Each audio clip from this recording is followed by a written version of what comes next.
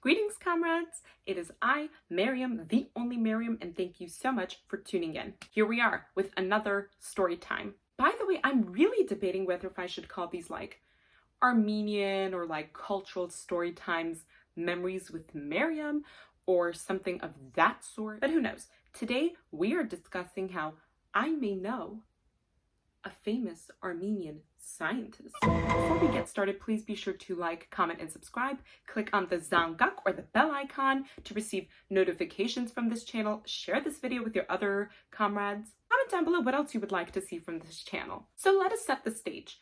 Around 2 years ago, I was taking this chemistry course. Now let me tell you, I am a Renaissance man or woman or woman. And sciences are really, really off limits for me. I am absolutely obsessed with history, linguistics, culture, art, music, literature. I have no time for, I don't know, beakers and experiments or like equations and such. Only sciences I care about are social sciences. Thank you very much. Period. Being perfectly honest, astrology to me makes more sense than like chemistry does or like whatever physics is.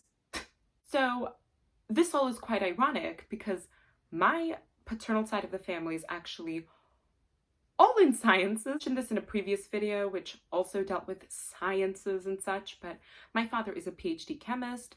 His mother, his brother, and his father are all PhD physicists. My father's mother, so my great-grandmother, who survived the Armenian genocide, was actually also a chemist. So, you know, it is a really good question why I never received all these STEM genes. Moving forward, I'm so sorry, I get sidetracked a whole lot, but so 2 years ago, I was taking this chemistry course, and I remember one of our first assignments had this question where you were supposed to research a scientist and just write a few sentences about them.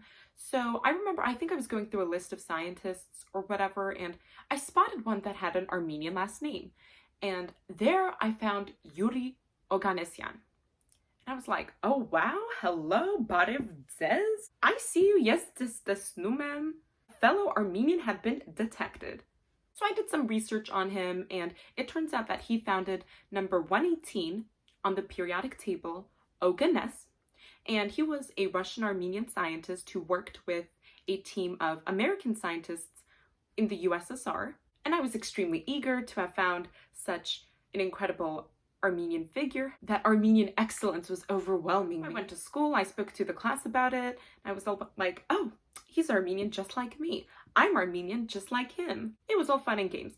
And then a few months later, I remember I told my father about that assignment that I did. And I was like, oh yeah, by the way, I mentioned in class that Yuri Oganessian was Armenian, this and that. And turns out that we know this man.